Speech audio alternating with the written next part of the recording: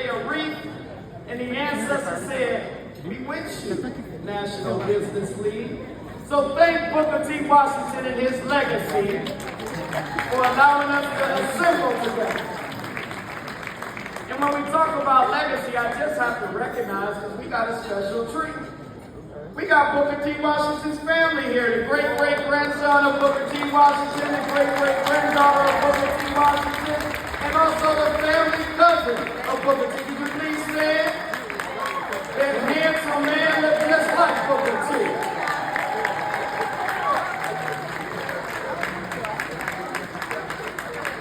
Got some strong genes, boy, I tell you. So we want to thank you all. We got a full house tonight. We wanted to accommodate a lot of people who came in town, who were internationally flown in. They didn't have tickets, but we wanted to make sure you had a plate. Because that's what we do in the Black family. We make a plate for everyone. Okay? And we start on time when we run this program. But let me tell you what's special about this. We have formed the most awesome alliance that has ever been seen. We already said Negroes with egos is a no-go. And we decided that the National Black Chamber of Commerce, the World Conference of Mayors, and the National Business League would form the National Alliance for Black Business, and we would create our own unified black business agenda. And thanks to Johnny Ford and Charles DeVoe, that's exactly what we've done. Give them a round of applause. Now, if you didn't witness the history, how about those 3,000 people that were here to see the Liberian president the other day? Did you all feel the energy in that room? So when we say we got something special, we are finally taking charge. And I tell you, Chuck's going to say some things to give greetings to a whole bunch of folks. But when black-led business organizations need to lead black business discussions, everybody else needs to get in line. So what we're doing now is that economics is now going to motivate politics, business, and culture. And that's the way that Booker T. Washington wanted it. That's the Booker T. model. And so with that being said, we're going to honor some amazing people today. But there's 3 organizations that I would love to give homage to. Everyone, please give a round of applause for Amazon, Comerica Bank, and Prosper Africa. Thank you so much. And now what I want to do is Johnny Ford, we got over there, and we want him to just chill out. Because, you know, I don't know how you look so good at 81 years old. His birthday was yesterday. Say happy birthday, Johnny. Happy birthday, Johnny. All right. And not only is he our Lifetime Achievement Award recipient tonight, but he's going to deliver the keynote speech. Why? Because they are celebrating the 40th anniversary of the World Conference of Mayors. All right? So with that being said, please give a strong black hand to Charles H. DeVoe, the President and CEO of the National Black Chamber of Commerce. Grandparents who were sold off. And my mother tribe, the Mafa people of Cameroon.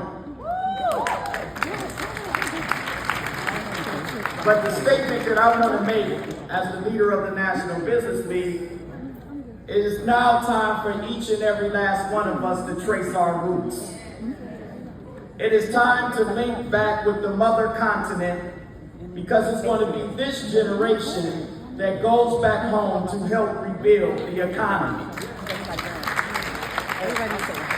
So there's a special quick presentation that they want to make, because not only when this group found out, my family and my tribe, my people, the Mafa people, they reached out to me immediately. So I'm going to turn it over to Cameroon. Welcome, family.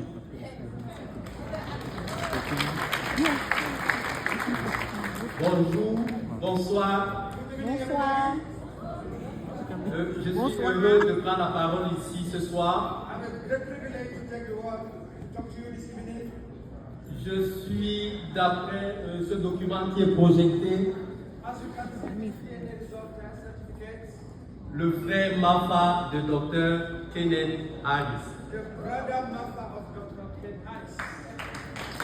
Alors, je suis venu avec une enveloppe. I have inside this envelope C'est une invitation du roi du peuple Mafa. an invitation from the king of Mafa to be handed to Dr. Ken Harris. Je vais lui donner cette invitation solennellement devant vous. This formalizing this invitation as you can read there on the what is being displayed. Alors, pendant son invitation, pendant son séjour au Cameroun, nous allons organiser en son honneur une cérémonie qu'on appelle Maraï. During his stay in Cameroon, there will be a cultural celebration organized on his coming back home. Alors, le Maraï, c'est une fête qui célèbre, qui symbolise la bravoure de l'homme à travers un taureau. It's a celebration of the bravery of a man against the foe. Et comme l'histoire sait faire ces choses, Buffalo, correct. le taureau et le cow-boy, je n'en dis pas plus. So, as a buffalo and a cowboy, you cannot say anything more because you may know about the story. So, this is the official handing of the invitation by the king of Mafa for you to come back home. And no one can actually tell you how home looks like or it is. It's for you to go back and feel it by yourself. That's what it means, and for everybody here, please go back home and feel it yourself.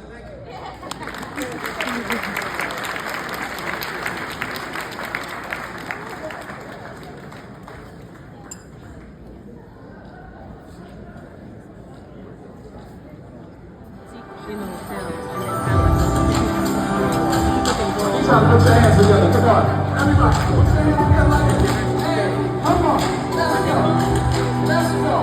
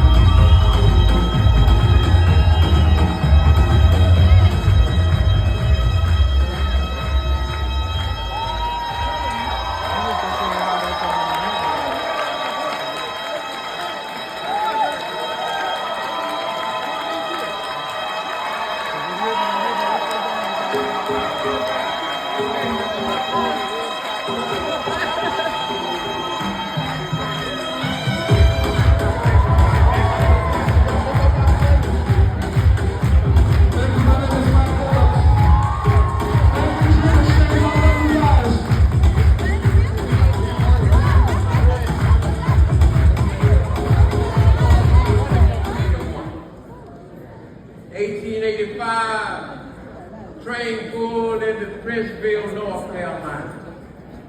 Princeville became the first incorporated all-black town in the state of North Carolina. 1887, the train went down to Mississippi, Mount Bayou, Mississippi. And 2 men stepped on board the train. Train that same year pulled into Eatonville, Florida. And Eatonville became the first all-black incorporated town in the great state of Florida. 1889, the train turned around again and went back to Alabama. In 1899, S.L. Davis stepped on board the train, Mayor McCory, as the first black mayor of Mountain City, Alabama, the first all-black incorporated town in the great state of Alabama. And then in 1901, Booker T. Washington sent Charles Adams to become the president in Grambling, Louisiana. And they started a little town in Grambling, stepped on board the train. Woo! The next 50 years, the train only stopped basically in small towns across the country. But in 1967, a pretty capital man named Carl Stokes stepped on board the train in Cleveland. That same year in 1967, young lawyer named Dick Hatcher stepped on board the train in Gary, Indiana. The train didn't stop there. Charles Evans said, we've been shot, we've been killed, we've been maimed, but still we keep on coming. Charles Evans stepped on board the train in 1969, became the first black mayor of a biracial city in the South, Bed, Mississippi. Woo! 1970, singing Jerry Butler's Sound, only the strong shall survive. Ken Gibson, a young engineer, stepped on board the train of Newark, New Jersey. Woo!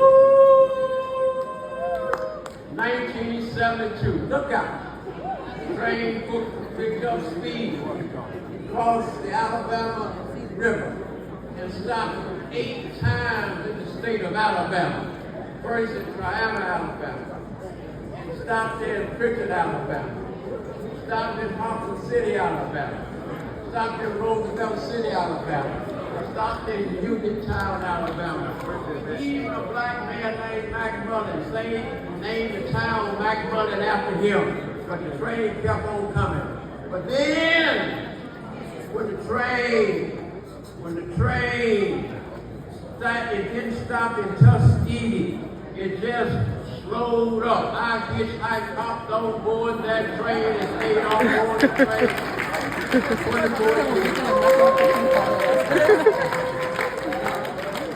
I want you to know in 1972, those 8 black mayors for the first time told America that black mayors working together, we can send a united voice to America.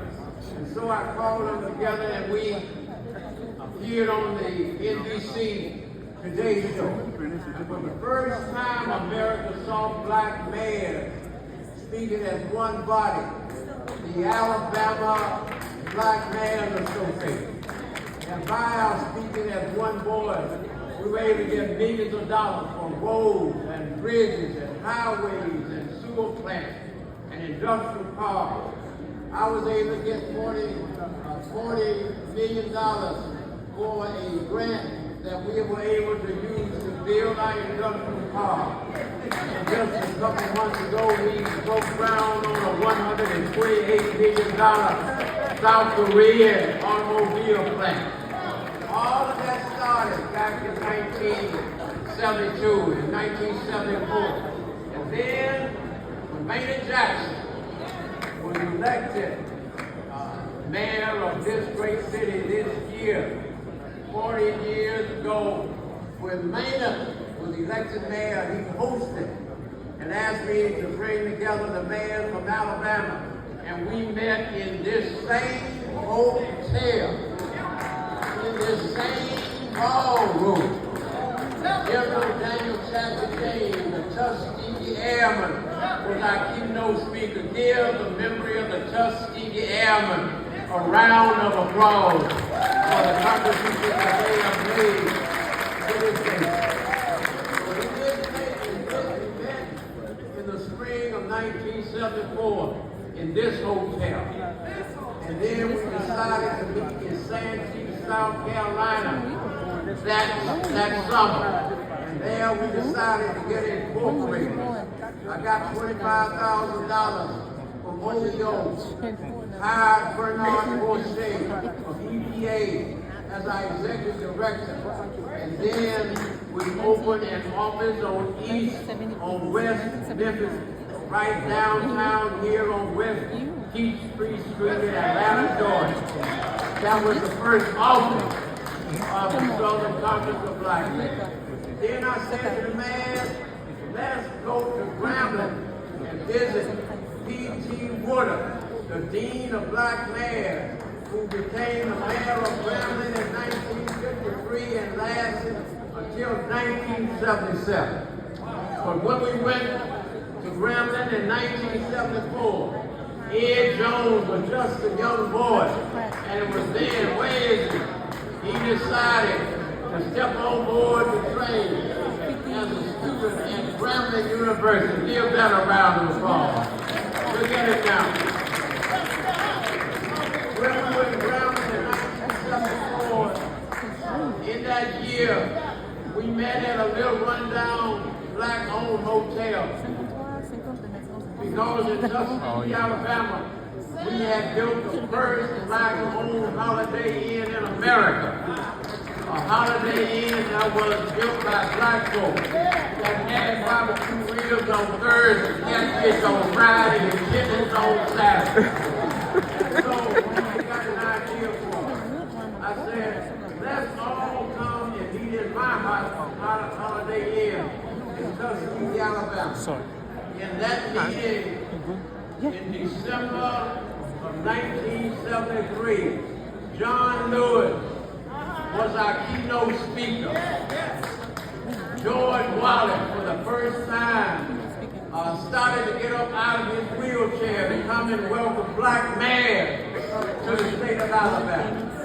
And so we met in the Holiday Inn in Tuskegee, Alabama, and we organized a Southern Conference of Black Mayors in December of 1973.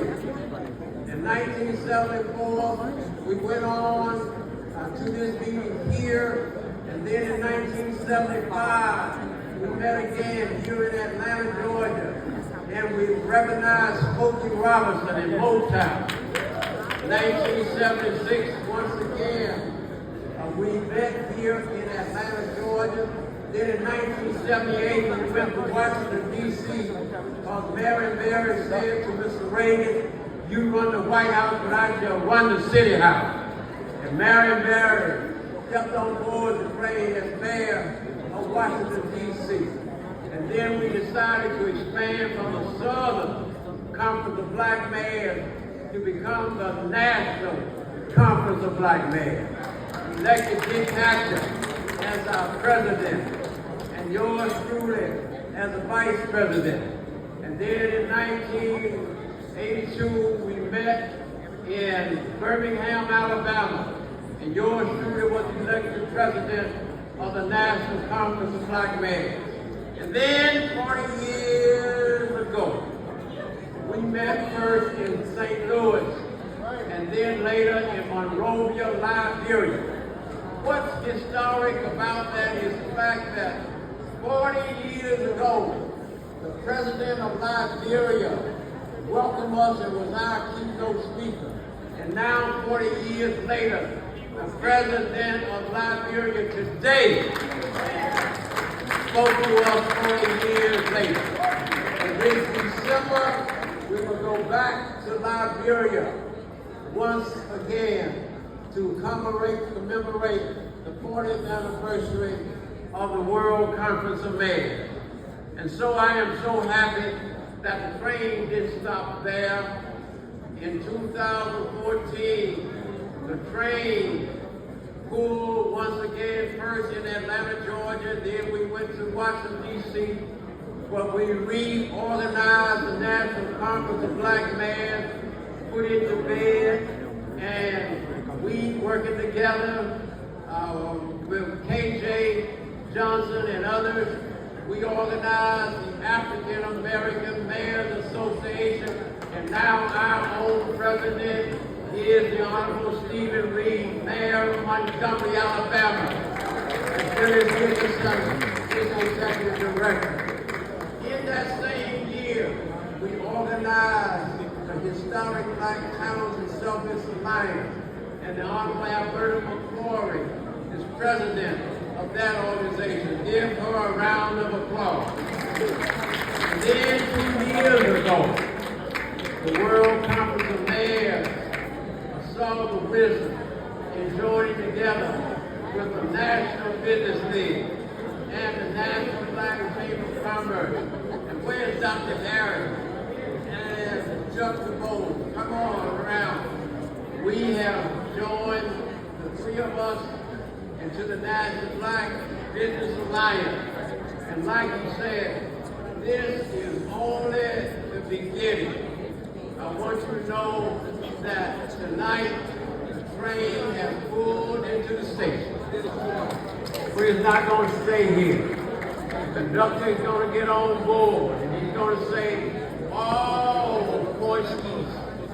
And I want you to know that the train is going to keep on coming. And I want you to know that all you need, you don't need a ticket. All you need is a voter registration. And you can get on board the train. I'm here to tell you that the number of black mayors in America may not be what it's going to be, may not be what it ought to be. But thank God it sure ain't what it used to be. The train is still moving. I want you to say that I'm so happy and we can stand on this stage tonight and we can say we shall overcome someday. And we shall overcome.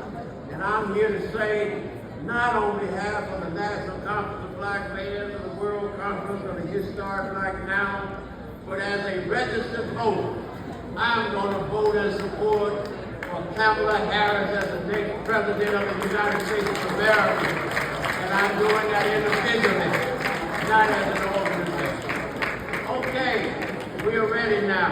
We shall overcome someday. And I want the beautiful members of my family to come and join me on stage as well. My daughter Tiffany, my sister Mary, come on, all the younger members of the family, come and get all of you.